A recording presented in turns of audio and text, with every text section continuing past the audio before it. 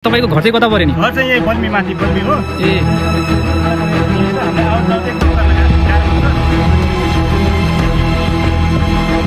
नदीमा चाहिँ बाढी आएर अनि कटान भएर चाहिँ यताको यो बल्मी साइडको जो प्रवेश ढलान छ नि यो झुलुङ्गे पुलको त्यो चाहिँ भत्किएको रहेछ।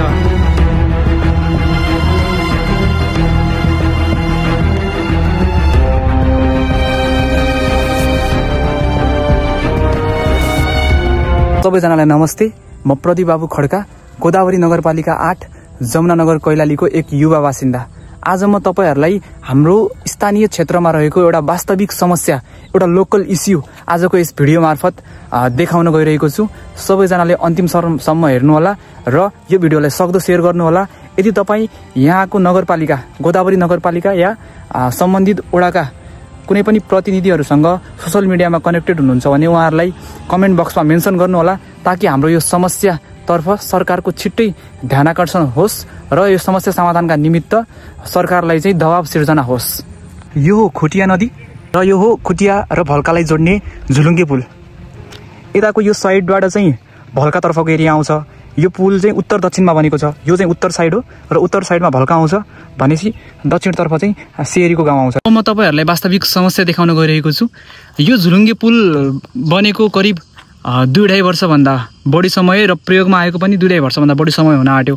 तर गत वर्षको वर्षायाममा आएको एकदमै ठुलो बाढी र कटानका कारणले यो झुलुङ्गे पुलको उत्तरतर्फ रहेको भल्का साइडको जो प्रवेश ढलान छ नि, जो तपाईले भिडियोमा देख्न सक्नुहुन्छ, यो प्रवेश ढलान चाहिँ गत वर्षको बाढीले चाहिँ बगाएको थियो, ध्वस्त पारेको थियो र जसमा चाहिँ यहाँका बासिन्दाहरूले आफ्नो सहजताका लागि यसरी एकदमै भयानक खतरापूर्ण काठको सिँढी बनाएर चाहिँ पुलमा चढ्ने र आवत जावतका लागि सानो अस्थायी सिँढी बनाएर चाहिँ प्रयोग गरिरहेका छन्, जुन एकदमै खतरनाक र जोखिमपूर्ण छ। ओहो दाइ, कताबाट आउनुभयो?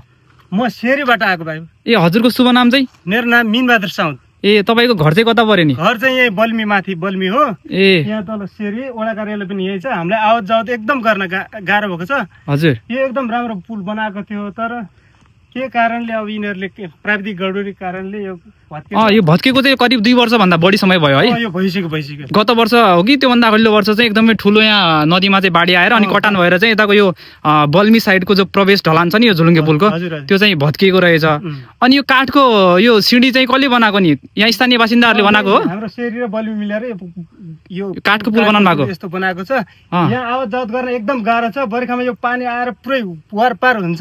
हजुर, अनि यो चाँडभन्दा चाँडो यो स्थानीय सरकारले यो राम्रो बनाइदिएको भए हुन्थ्यो। अनि यसमा यो चढ्न त यो हाम्रो जो जवान युवाहरूदेखि लिएर बच्चा अनि त्यसपछि वृद्ध महिलाहरूलाई पनि एकदमै गाह्रो हुन्छ होला नि, एकदम जोखिमपूर्ण छ, खतरापूर्ण छ है, जो पनि कतिखेर खस्न सक्छ।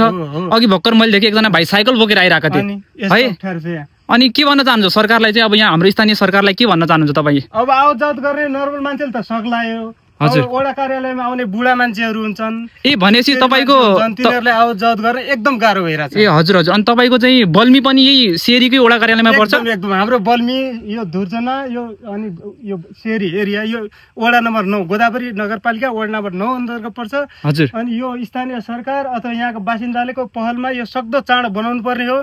खै किन हो अहिलेसम्म यो बनेको छैन। हामीले यहाँ काम गर्न आउँदा पनि उता स्याउले बजार भएर घुमेर आएर यहाँ वडा कार्यालयमा आउनुपर्छ। ए लामो बाटोबाट घुमेर आउनुपर्छ है। हजुर। दाइ तपाईँ अन्तमा चाहिँ के भन्न चाहनुहुन्छ त?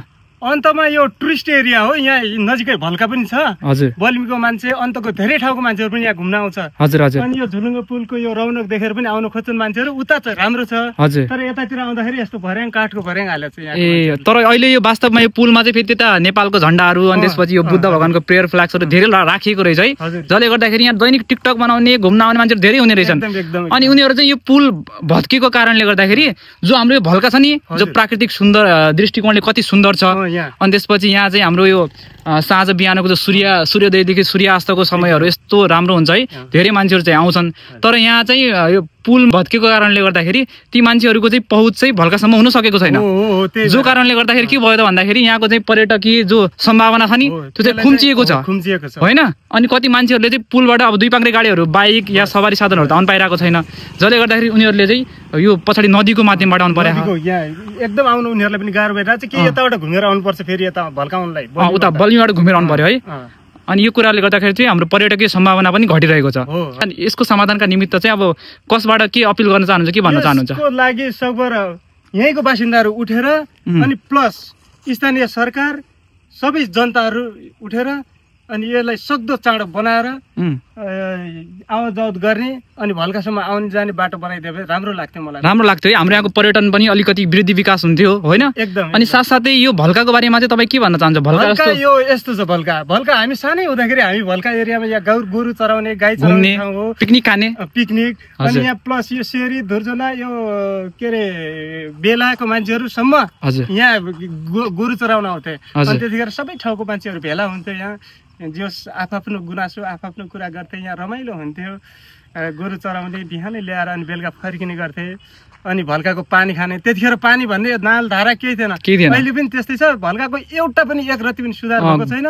सकभर यसलाई बााउन्ड्री गरेर राम्रो भल्काको जतन गरेर यसलाई जोस नेपालका अधिराज्यभरि यसलाई जोस चिनाउनु पाए म एकदम खुसी हुन्थेँ है। भल्का भन्ने बित्तिकै हाम्रो यहाँ त मेन यहाँको विशेषता भनेको चाहिँ यहाँ पानीको मूल फुट्छ है आफै। एकदम मान्छेहरू आयो भने त्यो भुकभुक हुन्छ अझै। पानीको मूल फुट्छ। आफ्नो मान्छे आयो भने भुकभुक उम्ल्छ, मान्छेहरू जोस आएको उसलाई अनुभव हुन्छ हो। अनि मलाई के लाग्छ भन्दाखेरि अब यहाँको स्थानीय सरकार र नगरपालिकाले चाहिँ यो हाम्रो यो ठाउँको चाहिँ सेरी भल्काको जुन एरिया छ नि, यो ठाउँमा चाहिँ यो पुलको यो साइडको ढलन मात्र नबनाएर जुन हाम्रो सुन्दर भल्का छ नि, यसलाई पनि अझ व्यवस्थित बनाइदियो भने, यताको कटानको एरियामा चाहिँ यो तटबन्धहरू गरिदियो भने। हेर्नु न, यहाँसम्म थिएन यो, मैले बनाउँदाखेरि यहाँसम्म कटान भएको थिएन। पछि यो बनाइसकेपछि यो तटबन्ध नहालेको कारणले गर्दा सबै बनाएको यो साइडको ढलान पनि भगाइदियो है, बगाइदियो। अनि यो साइडको जो तटबन्ध छ नि, तटबन्धको किनारे हिँड्ने बाटोहरू बनाइदियो भने, अनि यहाँ अरू राम्रो किसिमको बोट बिरुवाहरू लगाएर होइन कस्तो आकर्षक बनाइदियो भने चाहिँ, फुलका बोटहरू लगाइदियो भने झनै राम्रो, झन् सुनमा सुगन्ध हुने थियो। अझ धेरै पर्यटकहरू चाहिँ यहाँ आउँथ्यो होला। बेला बेलामा आएर यहाँको गाउँको मान्छे सबैजना उठेर सरसफाइ गरिदिने राम्रो हुन्थ्यो त्यो गरे भए। त्यही त। ल दाइ, तपाईँले चाहिँ यति धेरै सुझावहरू दिनुभयो है, एकदम हृदयदेखि धन्यवाद छ तपाईँलाई। अनि यदि तपाईँले पनि कसैलाई यता बाइकमा या गाडी साइकलमा आउने मान्छेहरू यहाँ पुलमा आउनु लागेको देख्नुभयो भने उहाँहरूलाई चाहिँ सकेसम्म सुझाव दिनु होला, यहाँबाट नआइदिनु, बाटो खराब छ भनेर। अघि भर्खर मैले एकजना भाइलाई चाहिँ साइकल बोकेर तल आउनु लागेको देखेँ कि अघि भर्खर भाइलाई। अनि त्यस्तो अवस्था ए साइकल चाहिँ कता राख्नुभयो तपाईँले? साइकल उतै माथि राखेको छु। ल हुन्छ दाइ, ल एकदम धन्यवाद छ तपाईँलाई। थ्याङ्क यू यत्रो सोध्नुभयो, खुसी लाग्यो। हस्, नमस्कार। थ्याङ्क यू दाइ। अन्त्यमा छिटोभन्दा छिटो यस भल्का र सेरी जोड्ने झुलुङ्गे पुललाई मर्मत गरेर यहाँका स्थानीय बासिन्दाहरूलाई आवत जावतमा सहजीकरण एवं यहाँ घुम्न आउने पर्यटकहरूलाई भल्कासम्मको पहुँचमा आएको जुन समस्या छ त्यसलाई छिटोभन्दा छिटो समाधान गरेर यहाँको पर्यटनको सम्भावनालाई अझ धेरै व्यवस्थित ढङ्गबाट अघि बढाउनका निमित्त म स्थानीय सरकारलाई, हामी सम्पूर्ण गोदावरी नगरपालिकाका बासिन्दाहरूको तर्फबाट र यस वडा नम्बर 9 सेरी बल्मी को बासिन्दाहरूको तर्फबाट हृदयदेखि नै अनुरोध गर्न चाहन्छु, छिटोभन्दा छिटो यो समस्या समाधान गरियोस् र हाम्रो स्थानीय सरकारको ध्यानाकर्षण होस्।